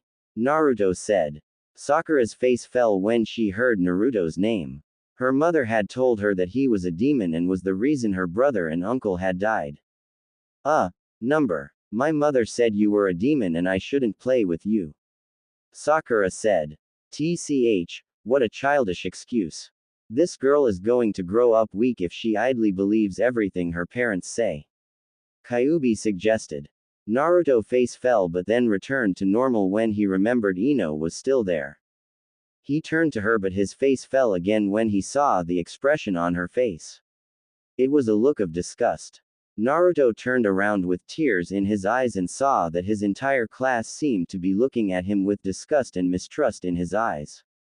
When Naruto saw this he dashed away, crying. As soon as he ran away, the bell rung signaling that recess was over. The students filed back into the room and not a thought was given to Naruto. With Naruto was running through the forest with his fist in his eyes. He was really upset that all of his classmates hated him like their parents. Naruto ran through the forest blindly in an attempt to put as much distance from him and his classmates. Naruto ran through the forest dodging trees and jumping over log. Naruto jumped over a log and landed on the ground. Or he would have landed on the ground if it weren't a pit hole. Naruto fell into the hole screaming. Naruto fell onto the ground with a loud thump. He groaned as he got up. Naruto faced the pit hole and tried to climb his way back up. Unfortunately, the slope was too slippery to climb up. Naruto tried to use chakra to stick to the slope but the slope was not responding to his chakra. He groaned and decided to explore the cave. Naruto slowly walked into the cave with his senses raised. He had to make sure to avoid any traps or enemy. Naruto continued to travel further and further into the cave. After a half of hour of exploring, Naruto entered into a cavern. The cavern contained a podium with a large scroll on it. The walls were littered with hanging plants and bloody claw marks on it. Don't open that scroll, Kyuubi suddenly said. Naruto seemed confused at Kyuubi's sudden speech but decided to go against the beast's order. Naruto walked up to the scroll and took it off of the podium. The podium suddenly started to shake as the entrance was suddenly blocked by a large amount of rock. Blades started to swing from the ceiling in an attempt to kill Naruto. Naruto dropped the scroll and dropped his body onto the floor. The blades swung useless above Naruto. Suddenly the floor started to open under him. Fire started to spew out of the opening. Naruto pushed himself off the ground and onto the wall. The fire started to melt the hanging blades. After 5 minutes the flames stopped. The room stopped shaking. Naruto sighed in relief and went over and picked up the scroll. He opened and saw that the scroll was blank. The top of the scroll was decorated with 2 pure black cat-like creatures. The top of the contract held instruction telling Naruto how to sign it and the hand signs that go with it. Naruto sighed and then took out a kunai and sliced his finger. He then spelled his name out in his blood. Suddenly a cloud of smoke appeared around Naruto and the scroll. The smoke cleared seconds later and nothing seemed to have changed. Naruto searched around his body to find a difference. Naruto looked at his arm and gasped at the new ornament. A tattoo of the cat-like creature that ran the length of his arm was now on his arm. The creature had his mouth open and seemed to be in a pouncing position. Naruto looked back at the scroll to see what he needed to do. Naruto went through the hand signs and then slammed his hands onto the ground. A human-sized puff of smoke appeared next to him. Naruto heard some loud growling coming from the smoke. Suddenly the creature that was on his arm pounced out of the smoke. Naruto managed to dodge the creature, only due to his training. The creature landed and growled at Naruto. It pounced once again at Naruto. Naruto ducked under it and managed to land a punch the creature in the stomach. The creature slammed into the ground in a heap of black fur. Naruto stood panting. He slowly started to walk to the downed creature. He kneeled down and touched it. It suddenly sprang up and faced Naruto. But instead of the snarling and angry face that Naruto had faced seconds ago, the creature now had a smiling face. Hello young cub. I would like to inform you that you have just passed the Panther Clan summoning test. The newly named Panther said. Naruto looked confused at the Panther part. He had never heard of a Panther and that they had a clan. This is the Panther Clan. They are a summoning clan. Summons are usual animal or animalistic-like beings that are to be used by summoners X. U. The Panther clan had their land taken away by the Toad clan. They were supposedly wiped out, but I am guessing that they weren't. Kyuubi said. Naruto nodded in understatement. He looked at the Panther with questioning eyes. Where are we and why did you attack me? Naruto said. The Panther remained and seemed to skulk towards Naruto. Naruto could see the strong muscles rippling under the smooth black skin. This is the tomb of our summoning contract. When the Toad clan took over our land, they slaughtered hundreds of us. We were forced into hiding. But that was hundreds of years ago. The Panthers have been training and been growing in number. We have also been slowly taking back our land under the guise of a new summoning clan. I attacked you to test you. If you had died, then I would have knew you were weak and not worthy. But since you survived our traps and managed to land a hit on me, I knew that you were worthy. The Panther said. Naruto nodded at the new information. It was a lot to take in at such a young age, but he was still able to process it. So I guess I am your new summoner. So what's your name? Naruto asked. The Panther sat down on its leg and looked at Naruto. My name is Mayanaka, young cub. What is your name? The newly named Mayanaka asked. My name is Naruto Uzumaki. Naruto said. Mayanaka nodded. Well, Naruto-san, I have to go for now. From now on I am your familiar. Summon me if you would like to talk or need me to battle. Also, when you have enough chakra, try to summon the boss. I would also advise you to not tell anyone about this experience. I have a feeling few would believe you. Mayanaka said before disappearing in a puff of smoke. Naruto stood looking at the puff of smoke in shock. He was still trying to get over the shock that he was now a summoner. Fucking Panthers. Of all the summons in the world, it had to be the fucking Panthers. Sometimes I think Kami just enjoys punishing me. What did I do, Kami, to deserve this? Kyuubi said. Naruto laughed at Kyuubi's distress and then collected himself.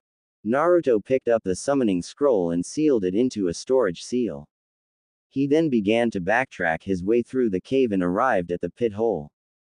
But something weird had happened. It seemed like a ladder seemed to be carved out of the earth. It allowed Naruto to gain a foothold and climb out. Naruto climbed out of the cave and started to navigate his way back to the academy. If he had ever doubled back to the hole, he would have noticed that it was no longer there. No matter deep he would have dug or how hard he might have looked, Naruto would never be able to find the hole again. 10 minutes later, Iruka was in the middle of teaching his class. The first thing he noticed when they got back was that Naruto was now gone. He didn't know whether the Anbu took him away or was he just lost. All in all, Iruka really didn't care. Suddenly the door opened slowly. Naruto walked into the classroom. His shirt and pants were torn in several places. His right arm was wrapped completely. Naruto, where were you? Iruka asked with fake concern. Naruto shot a glare at Iruka and then walked up to his chair in the corner. As soon as he sat down, the children that were directly next to him changed seats. Naruto sighed before laying his head down. Iruka decided to continue the lesson whether or not Naruto was paying attention. After the academy, Naruto had finally managed to escape the academy. It was official for him. He officially hated the academy. He thought it was going to a fun place where he learned to become a better ninja and meet new friends. But instead it was a place where the teachers hated him, they learned boring material and all of his classmates avoided him like the plague. Naruto was currently walking through the park to clear his mind. He saw several of his classmates playing with their friends and their parents watching free Pudum afar. When the parents saw Naruto, they shot him dirty looks. Naruto decided now to make trouble and walked out of the park. Naruto was now currently walking through the streets of Konoha. He could see children playing with their parents, old friends talking with each other, and people just generally enjoying themselves. But when Naruto got into their sights, everything changed. Their smiles would turn cold and they would turn defensive. They would start glaring at him. This did not make Naruto sad anymore. It mostly made him pissed. He knew why the villagers hated him and he thought it was a very stupid reason. He knew that he wasn't the Kyuubi, so why didn't they know? Naruto walked through the streets of Konoha with his mind lost in his thoughts. After 10 minutes he realized that he had actually arrived at his old apartment.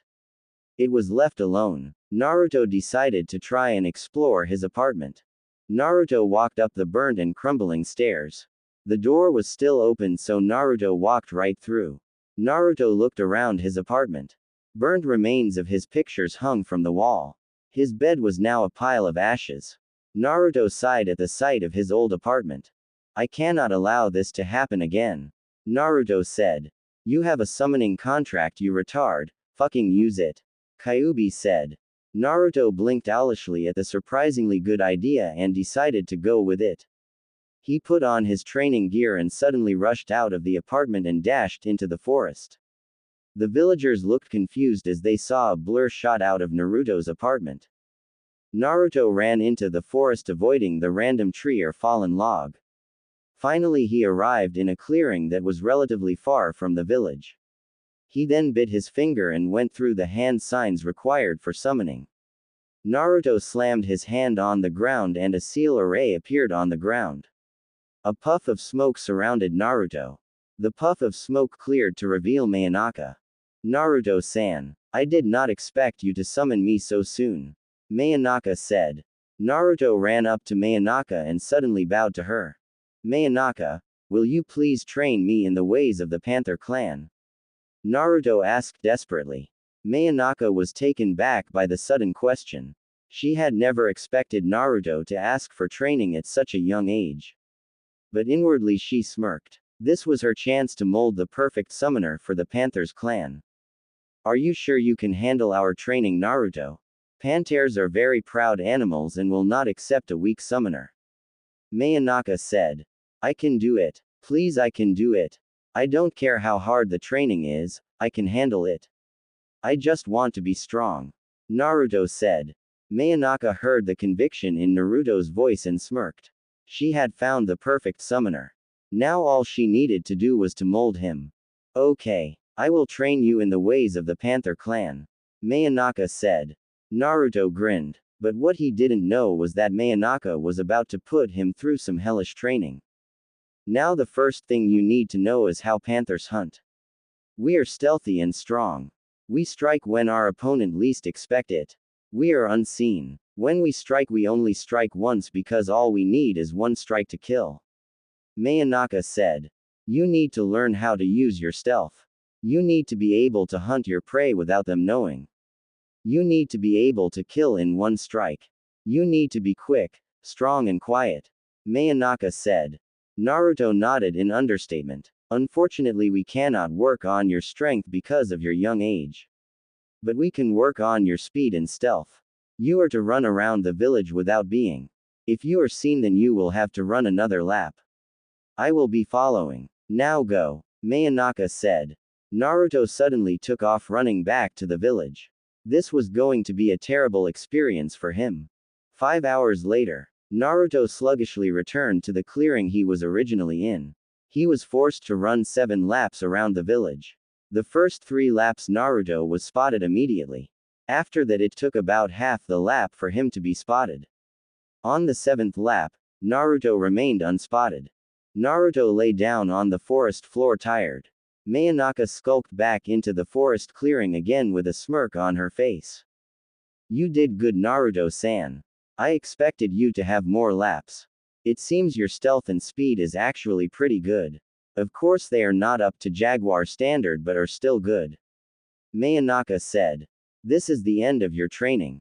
Return back here tomorrow once you're finished your daily activities. Mayanaka said before disappearing in a puff of smoke.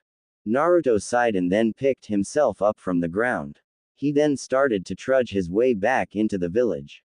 By this time, it was night and the only ones that were still in the streets were partying civilians and ninjas.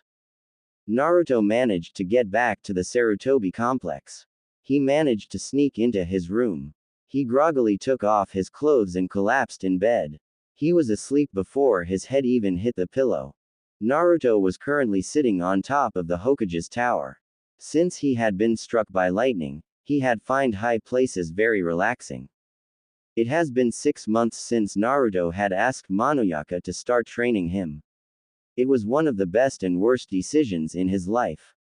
He had grown greatly in the areas of speed and stealth. But each day he would go home dead tired. After Naruto managed to run around the village once without getting caught, Monoyaka had stepped up his training.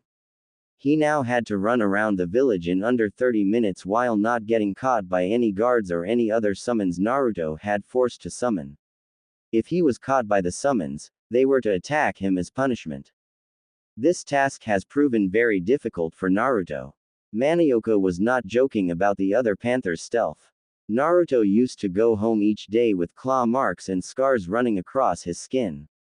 Fortunately, Kyuubi managed to heal them. Other than stealth and speed, Naruto had also improved in his electric powers. He was now able to slightly reduce and greatly increase the size of his electromagnetic field. This allowed him to attract different types of metals and stop them just inches from his body. Naruto had also started to learn techniques based off of his electricity. He was just starting to be able to manifest the electricity into different shapes. He was currently trying to manifest it into a whip. Naruto had also made a little progress with his sword. Monoyaka managed to teach Naruto the basic stances that any kenjutsu users needed to know. She had also taught Naruto to channel his chakra into his sword. Naruto was now just using his sword in his taijutsu. Of course, Naruto learned all of this outside of the academy. To Naruto, the academy was an entire waste of time. He had learned nothing that pertained to him becoming a better ninja. All he learned was basic history, math and science. But unfortunately Naruto had to attend it to appease Hiruzen. The only thing that was bad with Naruto was Kyuubi. He would constantly talk to Naruto through their mental link. These talks would usually include Kyuubi trying to convince Naruto to destroy the village and kill the villagers, or how he was going to tear him limb from limb as soon as he escaped. Today was October 10th. It was a Thursday, but Naruto was out of school. It was because today was the celebration of the defeat of the Kyuubi. Later that afternoon, the villagers would throw a festival celebrating the 4th Hokage and his victory over the Kyuubi. Now most people in the village enjoyed this festival. Unfortunately, Naruto was not one of these people. He was banned from attending the festival, and if he did, bad things happened. But today was different from Naruto. Unknown to most people, October 10th was Naruto's birthday. Usually Naruto would lock himself in his room at the orphanage while the festival went on. But today Naruto was actually attending a party thrown by Hiruzen. This was his first party and he was really excited. Naruto continued to stare down on the villagers as they continued to prepare for the festival. It seemed like this one was going to be very wild. 6 hours later, adults dancing, children laughing and playing, shinobi drinking, and everybody was having a good time. The streets of Konoha were filled with joy. Today they were celebrating the defeat of the Kyuubi. Mirth was all around the village as different acts and plays depicted the defeat of the Kyuubi, each one more outrageous than the other. It seemed like everybody in the village was outside enjoying themselves. But that was not true. 3 individuals were in the Sarutobi clan home. These 3 individuals were Hiruzen Sarutobi, Asuma Sarutobi, and Naruto Uzumaki. These 3 were currently celebrating Naruto's birthday. Make a wish, Naruto-kun. Hiruzen said. I wish I could kill you right now. Kyuubi said. Shut up. It's my birthday. Naruto thought. Naruto closed his eyes and blew out his 6 candles. Asuma and Hiruzen applauded him. They then presented the 2 presents they got him. Here you go, Naruto-kun. Hiruzen said. Naruto took the small box and unwrapped it carefully and slowly. He didn't want to break it because this was one of the first presents he had ever gotten. After unwrapping the box and opening, Naruto took out 2 gloves. Well, they were more like gauntlets considering the fact that it was mostly metal. These are to help you with your electric powers. The metal is highly sensitive to metal. So when you punch with them you can channel your lightning chakra through them. Hiruzen said. Naruto started in amazement at the new gloves. He put them on and immediately found they were too big. But suddenly he felt a prick on his arm and the gloves started to glow in a blue light. They then shrunk to fit snugly onto Naruto's hands. The gloves inside are lined with seals that help maintain their condition. It also has a seal that makes them shrink and grow according to your hand size. That prick you felt was it taking your blood. Now nobody but yourself will be able to use them, Hiruzen said. Naruto ran up and hugged Hiruzen for his new gift. Hiruzen chuckled and then returned the hug. After several seconds Naruto let go of the hug and ran to Asuma. Asuma presented his gift to Naruto. Naruto once again carefully unwrapped the gift again. His face split into a grin when he saw what the box contained. The box contained several sets of brand new kunais, shuriken and senbon. Each weapon had a different design that made them look amazing. Naruto ran up and hugged Asuma for the gift. Asuma laughed and returned the hug to Naruto. Once the hug was over, Hiruzen sealed Naruto's new weapons in a scroll. Naruto refused to take off the gloves, saying that they were too comfortable. Hiruzen and Asuma just chuckled at his possessiveness. Hey Naruto, how would you like to go out into the festival? Asuma asked. Naruto suddenly stopped and took on a thinking look. Usually he would try to avoid the festival in fear that something bad would happen. But with his training and with Asuma and Hiruzen, he doubted that anything bad would happen. Sure, Naruto said. Asuma grinned and led Naruto out of the house with Hiruzen in tow. As soon as they stepped outside, Hiruzen was swept away by a wave of drunk villagers. Asuma and Naruto decided to go without him. The first thing Asuma took him to was game booth. The object of the game was to try to knock down 5 bottles that were stacked on top of each other. Asuma gave the booth runner 5 yen for 5 balls. The balls were old and worn out. But they were perfect for Naruto. Naruto picked up the first ball and drew back his arm. His arm then shot forward sending the ball in a bullet-like path. The ball crashed into the 5 bottles and sent them crashing to the floor. The ball crashed into the wall and fell to the floor. Naruto let out a cheer when he saw that he had won. The owner reluctantly gave Naruto his prize. It was a mini Kyuubi doll with its eyes as X's. Naruto handed it to Asuma who sealed it into the seal that contained Naruto weapons. Naruto and Asuma decided to try another booth. When they arrived Asuma once again paid the man that ran the booth. The man was about to give Naruto the darts but then got a closer look at his face. He immediately put the darts down and threw the money back at Asuma. We do not serve his kind here. The man said with disgust in his voice. Asuma looked in anger at what the man said. Naruto also looked evenly as angry. My father will be hearing about this. Asuma said. Just get away from my stand demon lover. The booth owner said. Naruto and Asuma walked away from the booth in anger. The next hour was filled with them trying different booths and getting the same reaction as before. Now it seemed that everybody had gotten aware of Naruto's presence at the festival and all eyes seemed to be on him. What is he doing here? Why is Asuma leading it around? That demon shouldn't be here. Those were just some of the whispers that managed to reach the ears of Naruto. And you wonder why I want to kill them. Kyuubi said. Naruto was progressively starting to regret coming to the festival. It had started off great with him winning his first game but now the villagers were throwing him harsh glares. These seemed to be harsher than usual. Asuma-san, let's get out of here.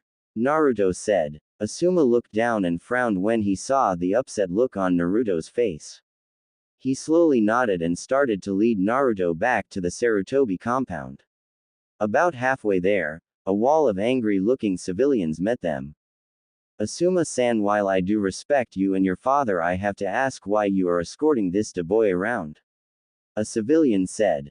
Asuma's eyes narrowed slightly. Unfortunately, Hirobi-san, that is none of your business. Now if you would excuse us, we have somewhere to go today. Asuma said. Asuma took a step forward yet the wall of civilian did not move. Asuma's eyes once again narrowed. Unfortunately Asuma, I cannot allow you to walk that boy around. It is an insult to all of the lives that were lost years ago. Hirobi said. I don't know why it is an insult because this boy had nothing to do with those death. I know your ignorance and stupidity sometimes make that hard for you to see. Asuma said with a slight smirk on his face. Hirobi growled and took a step forward. He started to reach for Naruto but had his hand swatted away by Asuma. Give me the boy, Asuma. You know what he did to this village.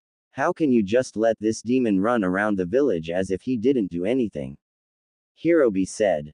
Asuma remained quiet for several seconds before his knives appeared in his hands. You just broke a law that is punishable by death. Now die, Asuma said before slashing at Hirobi's neck. Her boy fell to the ground clutching his neck. Blood started to run over his hands. Asuma silently stepped around the dying Hirobi and continued to lead Naruto back to the Sarutobi compound. The wall of civilians broke apart when they saw the dying Hirobi. Ah, the sight of blood is so beautiful, Kyuubi said. After several minutes they finally arrived at the compound. Asuma led Naruto back to his room and wished him good night. Naruto quickly fell to sleep. Asuma noticed that the light in his father's office was on, so he decided to tell him about the recent event. Asuma walked into the office to see Hiruzen going through a massive pile of paperwork. Hello to San, Asuma said. Hiruzen looked up and smiled when he saw Asuma was back. Hey Asuma-kun, how did you and Naruto enjoy the festival? I trust that nothing bad happened. Hiruzen said. Asuma's face took on a frown when he heard this. Everything was actually going well. Naruto had managed to win at one of the booths and got a prize. We decided to go to another booth to see if he could win another. Unfortunately, the owner refused to serve Naruto. Asuma said. Hiruzen frowned when he heard this. He would have to personally talk to that booth owner. The next hour was us just getting the same response from different people. We decided to leave but was confronted by several civilians. One of them foolishly called Naruto a demon. At that point I slashed his throat for disobeying your law. Asuma said. Hiruzen's frown became even deeper when he heard this. It seemed like Naruto's birthday had just been ruined by the stupidity of the villagers. Hiruzen stood up and walked to the window of his office. He had a good view of the village. The celebration and parties were still going on. One day these villagers will push him too far. When that point comes, I fear for Naruto and our village. Mostly our village, Hiruzen said. Asuma agreed and said goodbye to Hiruzen. He walked out of the office leaving Hiruzen alone. Why can't you all learn? Hiruzen seemed to be asking the village. The next day, Naruto woke up, excited to test out his new weapons and gloves. The events of last night were completely gone. Today they were dismissed from the academy, so he had all day to train. Naruto immediately went charging into Asuma's room. He stood at the door and tried to listen if anybody was awake. After hearing nothing, he shrugged. Naruto raised his foot and kicked the door open. Two figures suddenly shot out of the bed. Both of the figures looked tired and frazzled. Naruto immediately recognized Asuma but did not recognize the women. From what he could see, she had black hair with red eyes. She looked to have a good figure from behind the covers. Naruto, why did you bust into my room? Asuma asked. Well, you were the last one to have my scroll with my weapons. I just wanted to practice with them. Naruto said. Asuma sighed in relief and then looked at the woman with an apologetic look.